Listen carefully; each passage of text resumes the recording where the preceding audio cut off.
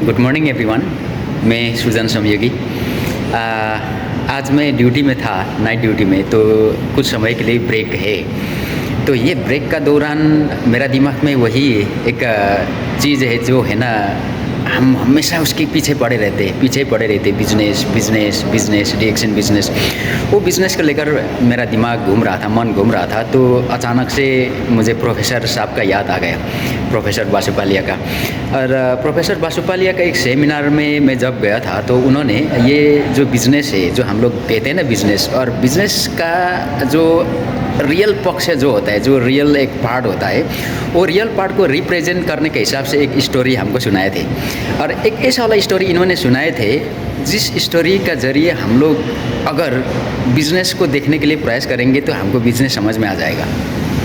और ऐसा तरीक़ा से समझ में आ जाएगा कि हाँ, वाकई ये तो है, कमाल है, होने वाला है और होते आया है, वो हम लोगों को समझ में आ जाएगा। और प्रोफेसर साहब के बारे में अगर थोड़ा आप लोगों को बताऊं तो हम सभी लोगों का गुरु रहे हैं, और साथ ही साथ वो इंडिया से है। और देखिए, वो खुद में एक प्रोफेसर है ना, प्रोफेसर। आज से 25 साल पहला, 25-26 साल पहला का जो उनका जो टीचिंग प्रोफेशन है, उनको उन्होंने छोड़ा था उस टाइम में, जब DXN इन्होंने शुरू किया था। तो उस टाइम में वो खुद अपना जुबान से कहते हैं 1 लाख IC उनका सैलरी था उस टाइम में। और वो भी वहाँ का मद्रास यूनिवर्सिटी का सीनियर असिस्टेंट प्रोफेसर। देखिए, और उतना ही नहीं, वो डबल गोल्ड मेडलिस्ट इकोनॉमिस्ट है, अर्थशास्त्री है। देखिए, उतना ही नहीं है, जो उनका वाइफ है डॉक्टर रत्ना मैडम का अपना खुद का 40 बेड का नर्सिंग होम था, और नर्सिंग होम को इन्होंने बंद किया है। खुद का private nursing home, 40 bedded nursing home, ये देखिए, उसको बंद करके उन लोगों ने DXN शुरू किया है ना। MBBS doctor Ratna madam. लेकिन दुख के साथ कहना पड़ेगा, अभी वो जीवित नहीं है, लेकिन फिर भी उन्होंने हमको बहुत सारा चीज़ें देकर गए हैं। और उतना ही नहीं है, जब उन लोगों ने DXN इंडिया को स्टार्ट करने के बाद में, देखिए, अगर DXN का अगर सीधा बात किया जाए तो DXN में जितना भी हम लोग है, जितना है बोले तो हम लोग अब फिलहाल अभी इस वक्त अगर बात करेंगे तो 20 मिलियन क्रॉस है हम लोग, 20 मिलियन से ज़्यादा है ना। तो 2 करोड़ से ज़्यादा हो गया इसका मतलब, है ना। 2 करोड़ में से कम 1 करोड़ से ज़्यादा बोले तो 10 मिलियन प्लस लोग उनका टीम में ऑलरेडी शामिल है। तो ऐसा एक शख्स जिसका टीम में DXN इंटायर फैमिली का आधा फैमिली है ऑलरेडी, और साथ ही साथ इंडिया का फर्स्ट क्राउन एम्बेसडर है।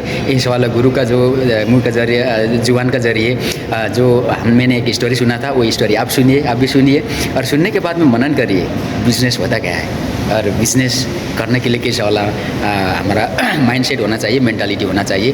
देखिएगा, आप सभी लोगों के लिए पेश है प्रोफेसर बासुपालिया के जरिए उनका जुबानी ये स्टोरी, आप सुनिएगा।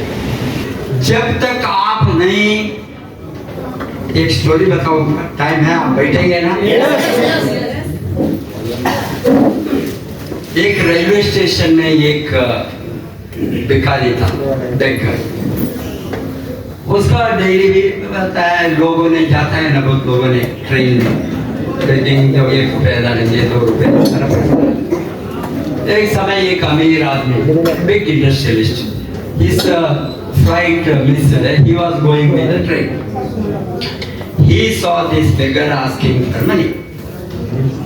That beggar thought that he will give you at least 100 rupees, because he is with all tie and suits and tip top with a very expensive briefcase. I mean, look, sometimes, you know, even poor people means 50,000 or 50 rupees, 100.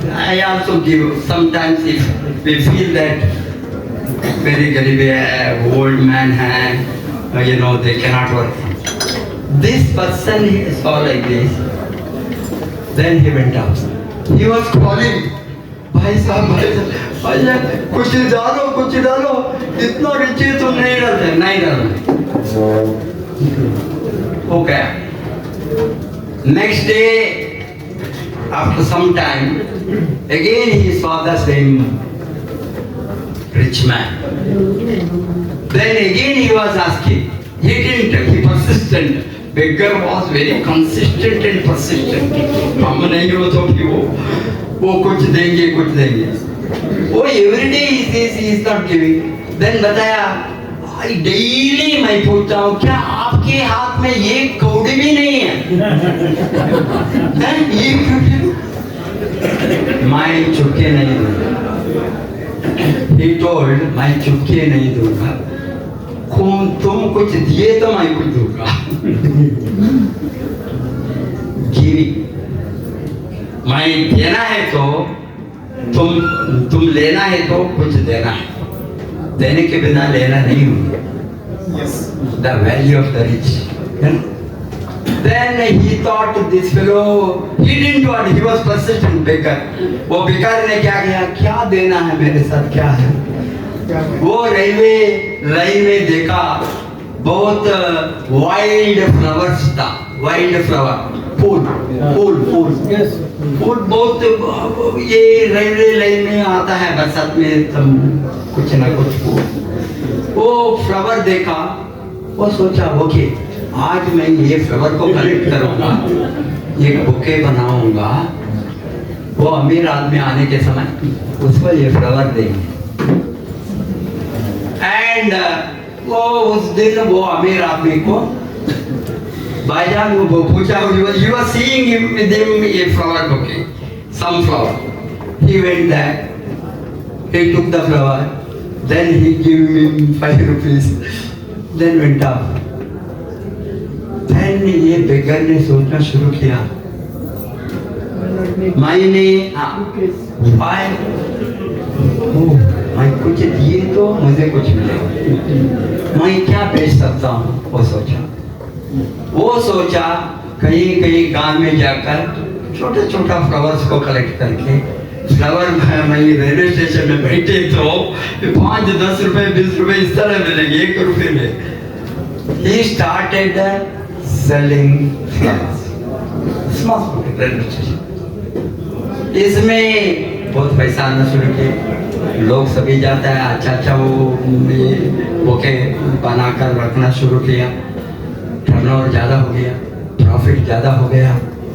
बाद में एक flower vendor का shop डाला, वहाँ नज़दीक में flower shop, then बाद में उसको भी ज़्यादा हो गया, देन जमीन खरीद लिया, फ्लावर कल्टीवेशन जमीन, फ्लावर को cultivation, roses, all variety of flowers, उससे और भी प्रॉफिट आना शुरू हो गया, ज़्यादा हो गया। Then he went to internationally, Europe सभी, तो ये अफ्रीका में बहुत लैंड है, इथियोपिया में है बेस्ट रोजेस कल्टीवेटिंग लैंड। इस तरह वो इंटरनेशनली गया, एक्सपांड किया, बहुत बड़ा फ्लावर्स वेंडर बनाया इंटरनेशनली। बाद में वो फ्लाइट में जाना शुरू किया, बिकॉज बिजनेसमैन गया, because he was sitting waiting for a flight. Then this rich man, he saw rich man को ये आइडेंटिफाई किया, रिच मैन को मालूम नहीं हो गए ये कौन है। ये बेगर ने पूछा, साहब आपको मुझे मालूम है? मैं कहीं देखा हूँ, मालूम नहीं कहाँ। साहब मैं वही बेगर हूँ, आपके साथ 1 रुपया मैंने इतना पसंद किया, ये कौड़ी भी आप नहीं दिया, आपने मुझे सिखाया कुछ पाना है तो कुछ देना है। वो तो मेरा टर्निंग पॉइंट ऑफ मेरा दिमाग, मुझे आपने इंटरनेशनल बिजनेसमैन मुझे बनाया। इतना